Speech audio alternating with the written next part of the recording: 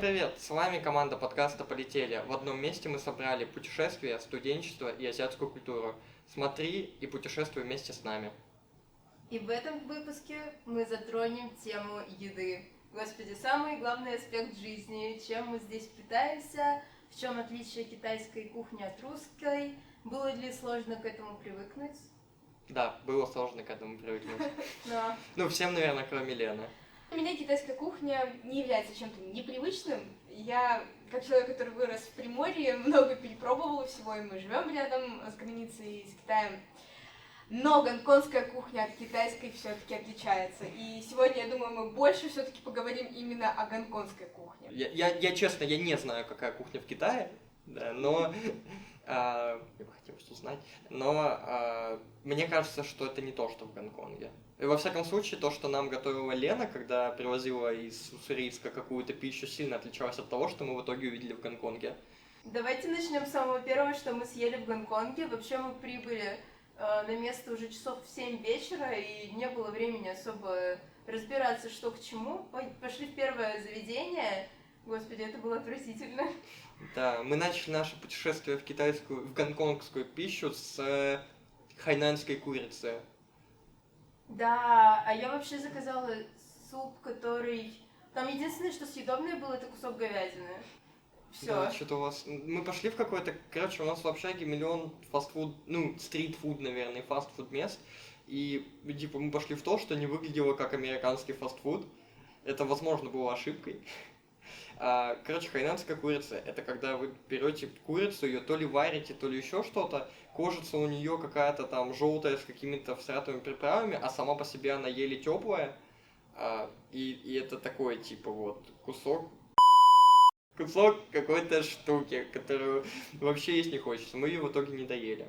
Вообще, мы на уроке китайского смотрели целое видео про то, как ее готовят. В общем, ее готовят несколько дней, ждут, пока все это дело состарится, и после этого... Это правильное слово, описывающее эту курицу. Вообще китайцы очень любят это блюдо, но нам не зашло вообще.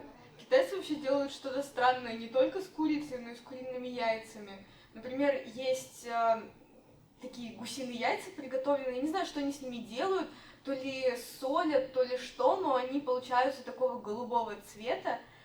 И это яйцо просто невероятно соленое. Я не понимаю, с чем его есть и как его есть, но подают его с рисом и мясом, и как-то оно вообще не сочетается. Ну давайте вот честно, не все настолько плохо на самом деле. В Гонконге очень много разных кухонь, и в принципе можно найти на любой вкус и цвет. Просто мы решили начать с нашего первого не очень удачного опыта. Следующее место, которое мы нашли, было японским. Оно называется Йошинуа какое-то. Йошинори. Йошинори, спасибо. Разве? Да, оранжевенькое, которое. Да. Там хорошо, там недорого относительно, типа порядка 50 баксов за еду, которую первые 2 недели девочки растягивали на 2 приема пищи. После этого мы открыли прекрасное место китайское под названием «Солнечный день», название авторское от Саши Дронова. Кто живет на Лесной, тот поймет. Вот. Так назвали его мы, потому что просто там очень дешево. Тебе кладут рис и 3 блюда на выбор, мясных или овощных, за... $35. Ну, Это за 3. Рублей 400. Ну, а ты можешь взять рис и 2 блюда за 25. Что само по себе великолепно. И опять же, девочки все так же продолжают есть это 2 дня. Но уже, кстати, нет. Уже питание как бы пришло в норму за 2 месяца нашего пребывания здесь. Вот, и мы стараемся уже как-то питаться более разнообразно. Там, если до этого я, вот, например, ходила в это китайское рисовое место, и эту порцию я ела целый день в 2 приема пищи, то сейчас стараешься как-то находить места с супами. Вот Саша недавно для нас нашел место, где недорогие супчики, туда добавляют лапшу, и еще на выбор вонтоны или дамплинги, и довольно вкусно. А я его не видел. Мы тебе покажем. А ты можешь немножко объяснить, что такое вонтоны и дамплинги? Это пельмени китайские. Но самая большая проблема в Гонконге, она не с едой. Питаться тут можно замечательно, тут много, как уже Настя сказала, разных кухонь мира. Здесь проблема с чаем. Казалось бы, мы едем в Китае столько много разных сортов чая. Я, как чайный фанат, была просто впечатлена. Но мы приезжаем в Гонконг, и оказывается, что здесь гонконгцы пьют 2 вида чая.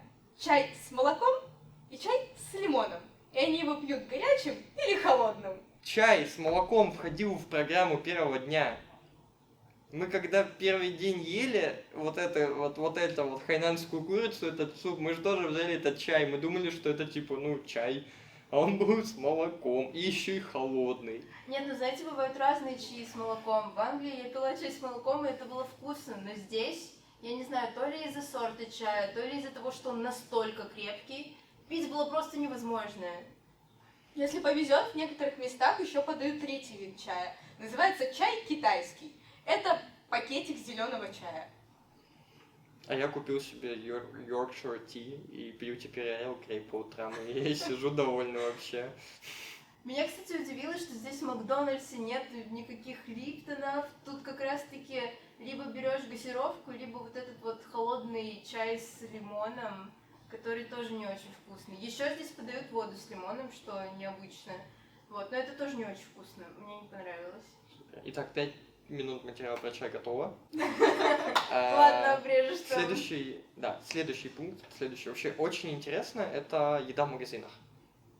То есть, поскольку в Гонконге не так много земли, чтобы они могли производить вообще что-либо в промышленных масштабах, получается, что еду привозят. Причем ты можешь увидеть, не знаю, греческий йогурт, австралийские яйца и корейский соджу. И это все будет на соседних полках магазина.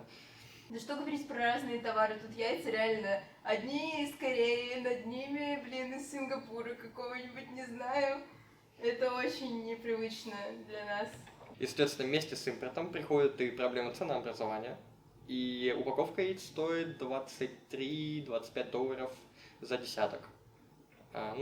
300 рублей за яйца. Кстати, из плюсов тут всегда очень вкусные фрукты. В большинстве случаев, действительно. Правда, цены на них в супермаркетах очень высокие.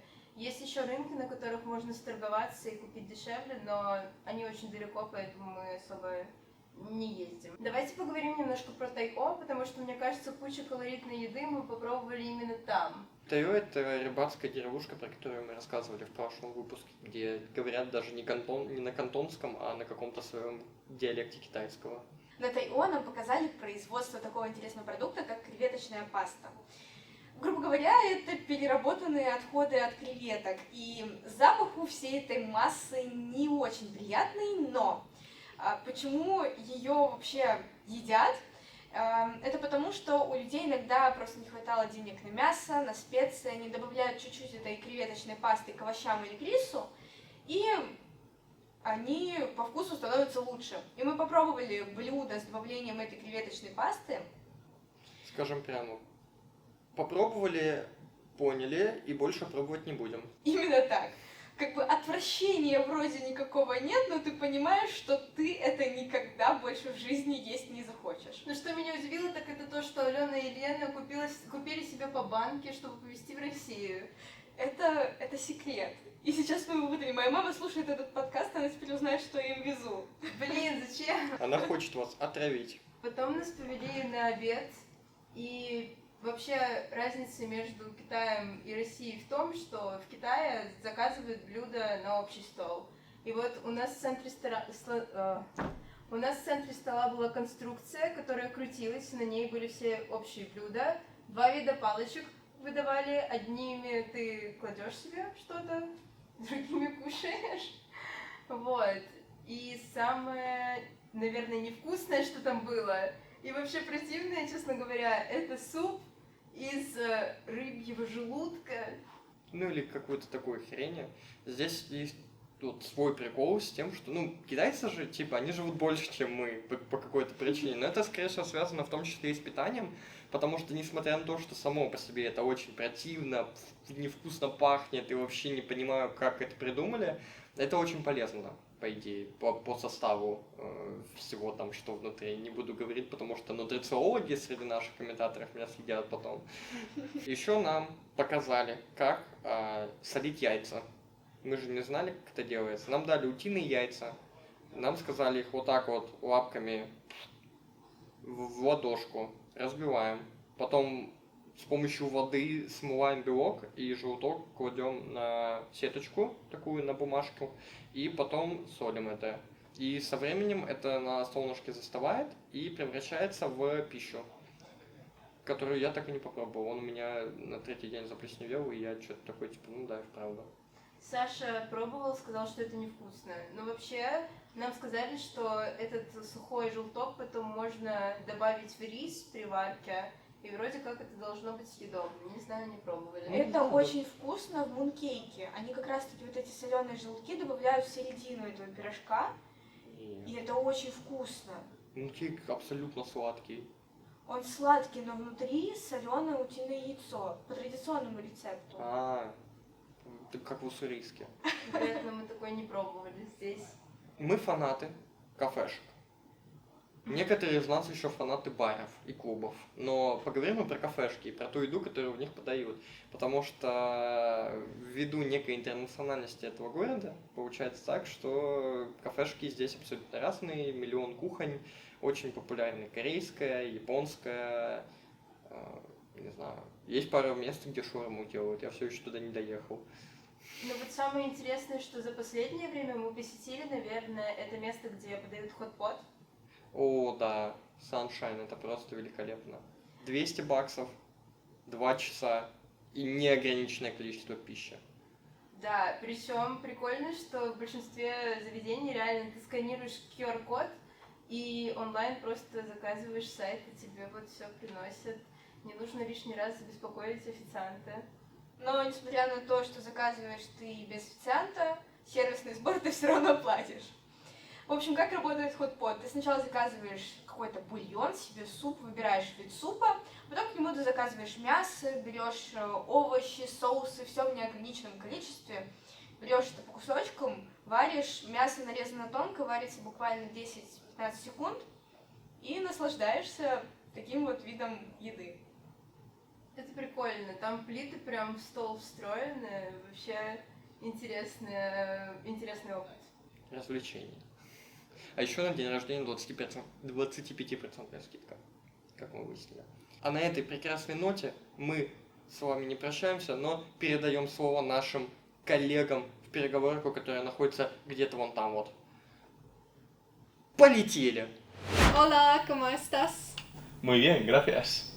Hello everyone, that's our second part of this episode, and today we're here with the Rodrigo. He's Spanish, and we will discuss some differences between Spanish and Chinese cuisine. Yeah, hello Rodrigo, how are you? Hello, Shasha. I'm fine, thank you. My name is Rodrigo, and as Alona said, I come from Spain. I'm an exchange student in PolyTelly for 4 months. I'm currently in the Department of Computing, and that's about it. Yep. What about your food preferences? Do you like Chinese cuisine? I'm a meat lover, and for some reason Chinese cuisine has a lot of vegetables and not so much meat. So in that sense, I don't like Chinese cuisine that much. But there's some dishes I really love. That's like I can't have them in Spain, only in China. Like for example, the soup where you put everything in, like the meat, the noodles, the vegetables. That's something we don't do in Spain, right? We always separate the soup from the meat, from like they are always in different dishes, right? Like the first dish is soup, the second dish is meat. But here they combine everything and they eat everything together, and I love it. So that's good. There's some things I don't like. There's things I like. You're talking about hot pot, yeah? Yeah, hot pot is like, oh, that's so good because there's also a lot of meat there. That's probably my favorite. What about your favorite Spanish meals? Let's introduce some of them. So my favorite Spanish meal is probably entraña, which is What is just it? one cut of cow meat. Mm-hmm. Not very complicated, but it tastes very good. And I also really like pulpo a la gallega, which is Sounds great. Really. Sounds Yeah. sounds tasty. it is. They don't eat it in many places because it doesn't look very good.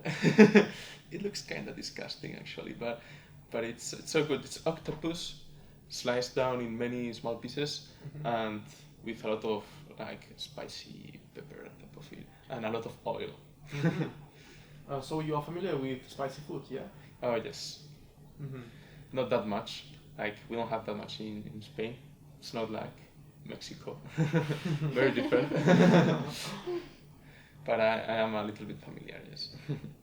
Here it's so spicy, like it's another level. The Chinese food, when like you can ask for non-spicy food and from spicy food, and if you ask for spicy, it will be spicy. Really? Prepare your tongue. I never buy products in supermarkets or groceries with fire on Yeah. because it's so dangerous. It's That would be a huge mistake if you do. very huge mistake. And I agree.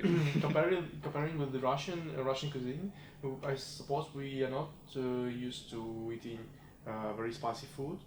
What do you think, Lana? Yeah, probably at the first glance I was afraid that food would be too spicy here, but it happened to be really great for us. Great. And So you liked it? yeah, actually for the lunch today I had the spicy chicken, but I ordered it with cabbage and rice, so it was just perfect level of spiciness. I see. That's right. Yeah, I guess that Hong Kong cuisine is so different from mainland China because Hong Kong is really so international. There are cuisine from all over the world.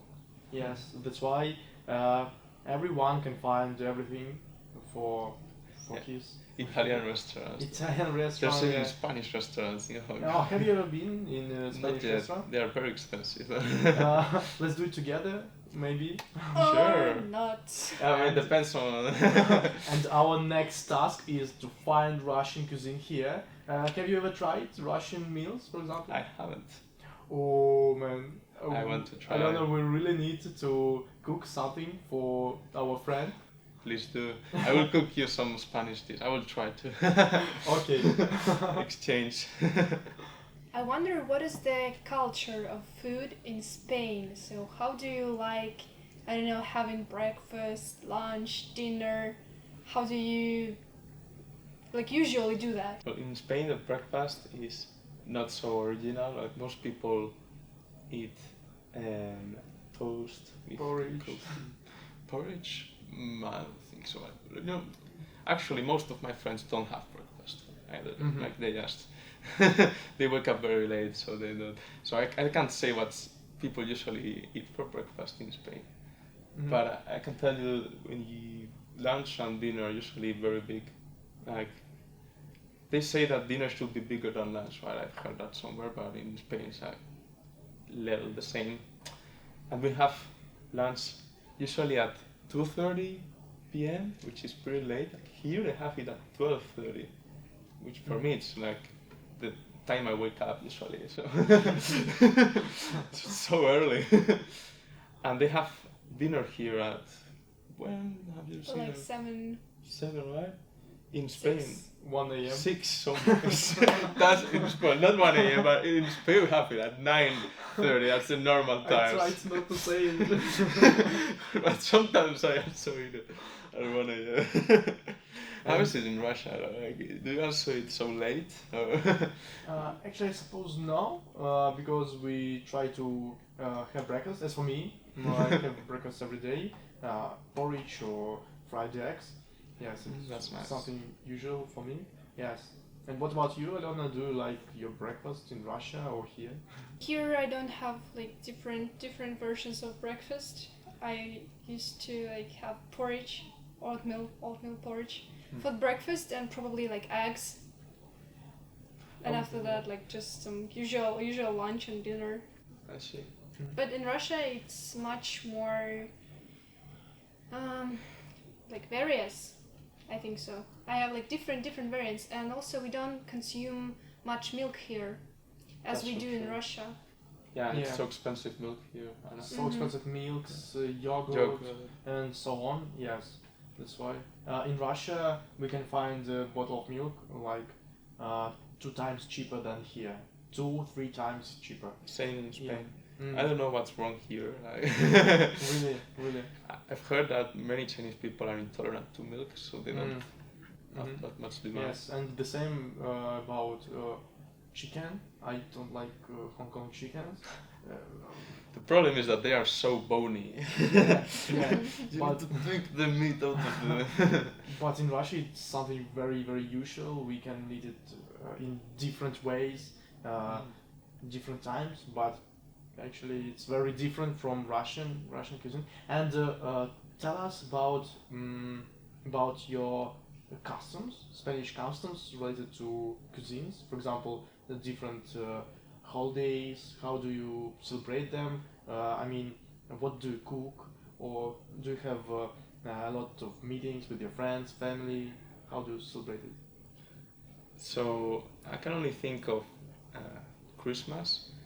That when there's Christmas in Spain, there's always sweet stuff on the table. Be it turrón is, for example, a very traditional Spanish sweet, which is like chocolate, but very sweet and very good. Turrón? Turrón. Yeah.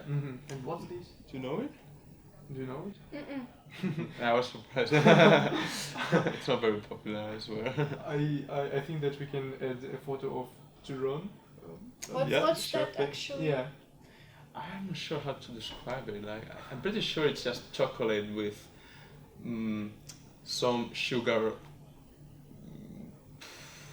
Maybe some, like a nut, maybe to make it Consists of crunchy. nut, yeah. Yeah. But I don't know what's inside. I just love it.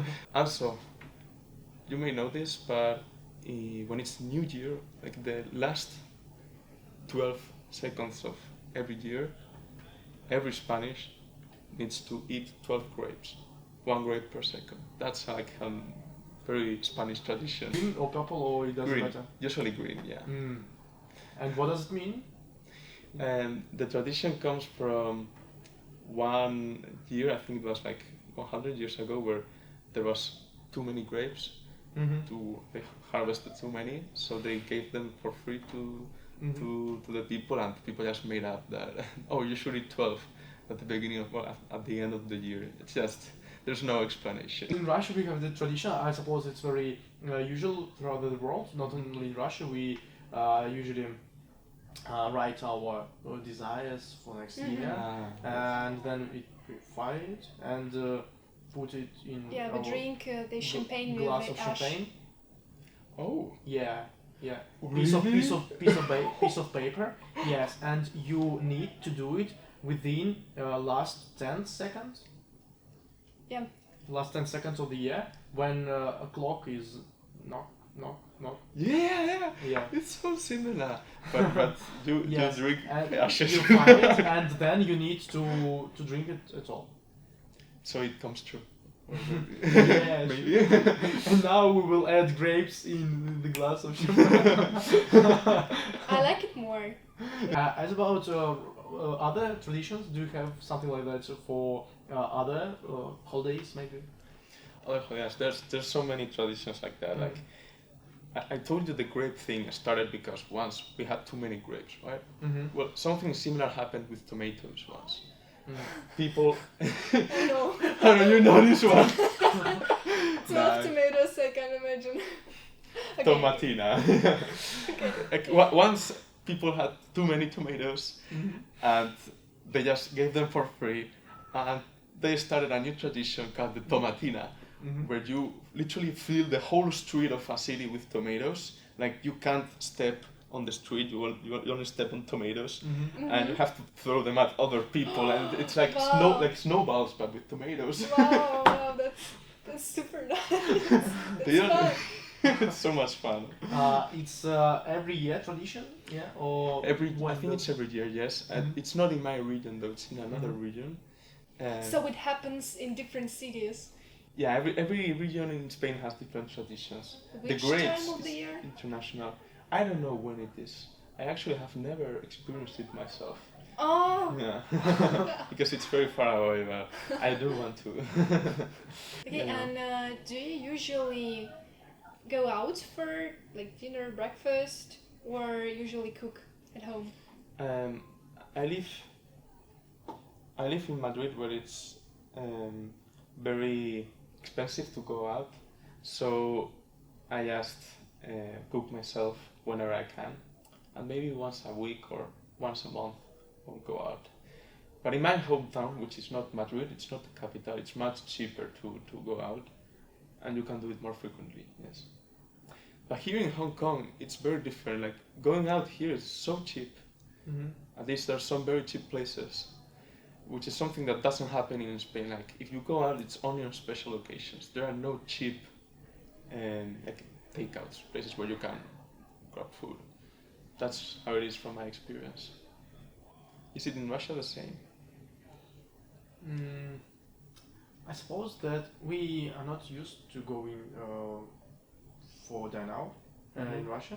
Yes, I try to cook myself in hall of residence in Russia, but actually we have very nice canteen near the near the hall, and it's named Sunny Day. Sunny Day. Sunny Day, yeah.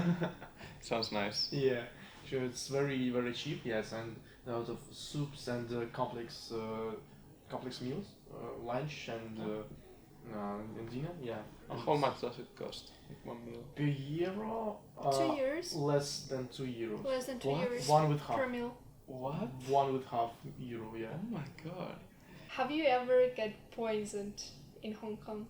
Poisoned. Yeah. Diary or nausea. I was lucky that didn't happen to me, although I have eaten many things that looked like they would Not good. not enough. good for me. They, not in Hong Kong, but in Shenzhen, which is a very close city, they sell crabs and you can see them move just before they cook them for you. I don't know, that's so disgusting for me. But they are very good, so you can try them. So that was tasty. All in all, do you like food here or not really? When I first came here, I thought, oh, there's so much bone in the chicken. I don't like this food. There's so many vegetables. But now I got used to it, and I actually think it's very healthy and balanced and also tasty. Okay, So yes. that's great.